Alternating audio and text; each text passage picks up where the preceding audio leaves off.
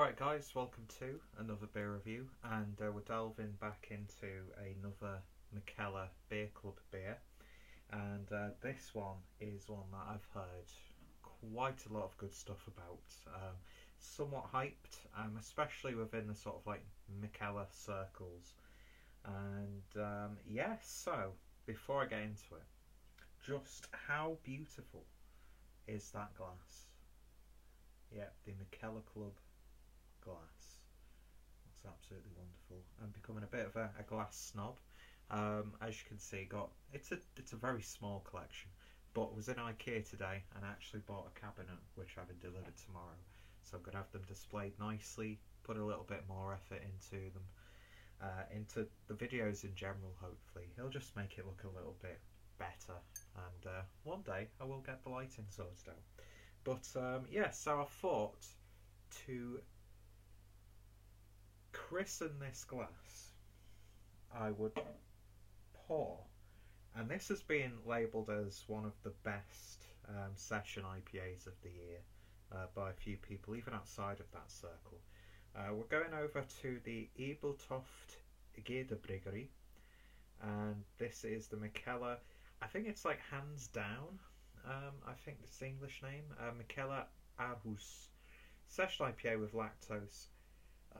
500ml bottle, always appreciated, craft breweries, and 4.6% ABV.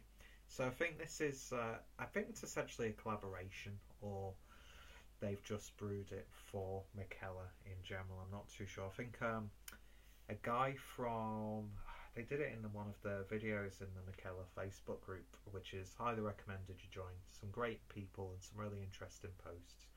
And I think one of the guys from one of the bars actually went to the brewery and collaborated with it, so I think that's where it comes from. But yeah, just absolutely fantastic looking artwork. Of course this lighting does it no justice whatsoever, but yeah, it's got a sort of like Gaspar Noé sort of look to it, and I don't know how well you can see that, but that looks hazy as hell in that glass bottle. But yeah, cool artwork from Keith Shaw, and that is an awesome crown for the collection as well. So without any further ado, let's get this beer opened and see what we get. So, do I do a pretentious Iceman pour for the thumbnail?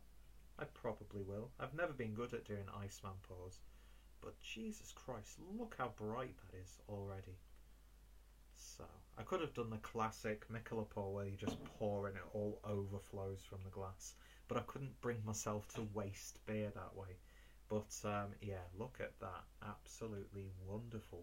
It's so bright and pale, hazy and cloudy as you like. Even in this terrible lighting, it's just illuminescent. But yeah, lovely sort of like cloudy, lemony, peachy, creamy look to it. Looks so thick for a session IPA, and a beer poured with about one finger's worth of a white head. So let's see what we get on the nose. That smells absolutely divine. Loads of brightness in there. You get bright citrusy tones, you get bright tropical tones. There's a nice sweetness there, but then there's also this spicy herbal edge. It's just absolutely wonderful. It really, really is. But yeah, it's got this slight perfumey, savoury thing going on right on the back end of the sniff, if that's possible. But yeah, that is all about those chewy, thick, creamy hops almost. Do you know what I mean though when I just say creamy hop? It's like sludge. It smells like what I'd imagine a really vibrant hop sludge to smell like, but yeah, you're getting your typical stone fruits in there. A little bit of citrus from the orange sort of side of things, a little bit of grapefruit, mango, kiwi, a little bit of lychee in there as well. It just smells absolutely wonderful. It's just bursting out the glass. So let's see if the taste is anything as satisfying as the aroma. Cheers.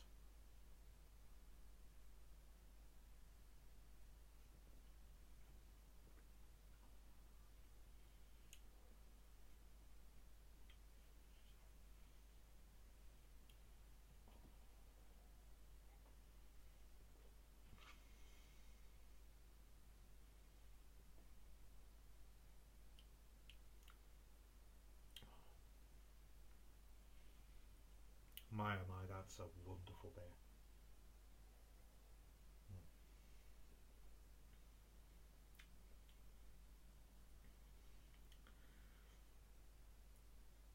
It's absolutely fantastic. I was getting a little bit burnt out from these sorts of beers, but this, for technically a session strength IPA, 4.6%, that's probably one of the most flavoursome of these styles of hazy New England IPAs that I've had.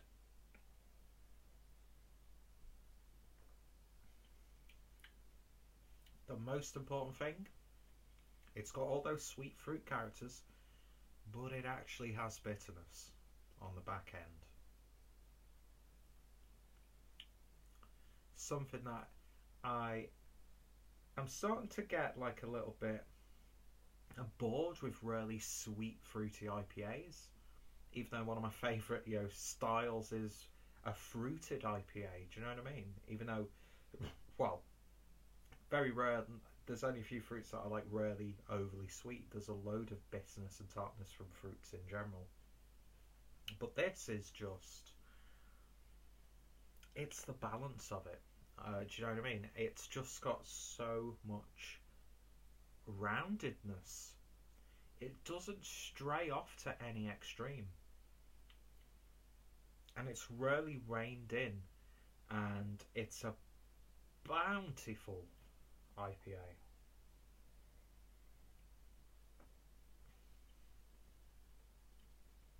A little bit of dankness on the back end, a little bit of a subtle spiciness. It makes your saliva like a little bit sweet though, because it's doing something on my palate now which not many beers have done, especially in this style. The flavour carries on as you're drinking it, and at 4.6%, I do not want to know what I would be up to and how much trouble I will get into, because put a tap in my house, because this is absolutely wonderful. It really, really is. Some people might try and just go, oh, it's not fruity enough, oh, it could be a little bit more, blah, blah, blah, blah.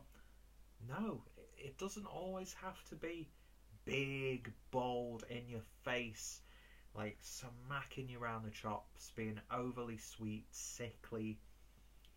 This has got it all. And I've got to say that a lot of the Mikkeller sort of hazy IPAs that I've had, they do tend to blend in to each other. But this, it's definitely worthy of the hype. And a 500ml bottle, session strength, sign me up, because this is absolutely wonderful. It really, really is. I think I'm also really enjoying this because I've sort of like took a step back from beers like this. So there's like that sort of like, it's revitalising my palate, because I've been having a lot of more like West Coast, more bitter, sticky, resiny IPAs recently. But this one, that they need to brew again, because it's just fantastic. There's like even like subtle tartness in the, don't know why I said tartness like that, but a little bit of like passion fruit, a little bit of peach. Not the biggest fan of peach, but that sort of subtle flavour in there is really nice. Lovely sort of sweet pink grapefruit character, a little bit of blood orange. It's the usual suspects, but then there are just these little twists and turns that just make this beer so satisfying. And in the words of Frank from Mikkeller, it's really, really good. Mm. No, that's absolutely wonderful. It really, really is. And it is actually one of the better IPAs that I've had this year. This has excited me just as much the first time I started getting into these beers, when I finally got my hands on like the second batch of Stigberget's Amazing Haze. That was like a big beer at one point, and when I was in Germany, couldn't really find any of these hazy New England styles anywhere, even some of the more notable ones from around Europe. When I saw that in Getränke Oase in Munich, picked up a bottle, took it home. It was like something I'd never tried before, and it's reminded me of that. Now, whether you think that beer now is as good as it was, or if Stigberget's make an even better hazy IPA, it's taken me back to when I was first really introduced to these beers. And yeah, for something that has become a little bit stagnant in terms of style, I think what Mikkeller have done here, and well, I say Mikkeller, props go to Ebeltoft Gårdbryggeri and of course Mikkeller. Collaborative effort. They've just done an absolutely stellar job with one of the best beers that I've had this year. And yeah, it's got the whole package for me. It's got the fantastic artwork. It's 500 mils. It's beautiful, the most important thing. And yeah, I wish I had 2, 3, 4, 5. I wish I had a whole crate of this beer, because at that ABV, and I have had really like bountiful, like lower ABV IPAs in this sort of style, which have been really bold. What they've done here is absolutely amazing, and yeah, it's surprise, surprise, a 10 out of 10 from me. So if you've tried this, then let me know your thoughts, opinions down below. Mikkeller, hands down, brewed by, I hope I know I'm not saying it correctly, but I do apologise, Ebeltoft Gårdbryggeri. Links down below to both breweries. If you're interested by the Mikkeller Beer Club, then I'll put my referral link down below, so you can get yourselves a nice little discount on your own box. And yeah, I'm not usually the biggest fan of session IPAs, but this is probably the best session IPA that I've had this year. It's one of the better out of a big bunch of wonderful IPAs that I've had this year. So it's definitely going to be on some lists at the end of this year, and hopefully they are still making it at that time of the year, because I could drink that all year round. And although it doesn't have any citrus fruits in it, this is my kind of IPA. But yeah, 10 out of 10, spectacular beer. I was scared I'd overhyped it for myself, but those first couple of sips were just like, what is this? So yeah, if you get the opportunity to try it, do what you can to get hold of a bottle. If any of my friends and fellow beer tubers have reviewed it, then I'll put their links down below. I will actually put the link down below to the Mikkeller Beer Club Facebook group. Great group of people in there. And if you're a fan of Mikkeller, you get to talk to people actually involved in the brewery, and there are some sort of like little events that get planned as well. Ooh, nearly spilt a little bit. Anyway, thank you guys for watching. Check out Mikkeller. Check out, I have to read it again, Ebeltoft Gårdbryggeri. Definitely one of the best beers that I've had from the Mikkeller Beer Club. That's for damn sure. And yeah, so thoughts, opinions, always welcome. Links to breweries down below, links to friends' reviews, links to my Mikkeller playlist. And yeah, thank you for watching, and hopefully you'll join me next time. Cheers. So goddamn good. It really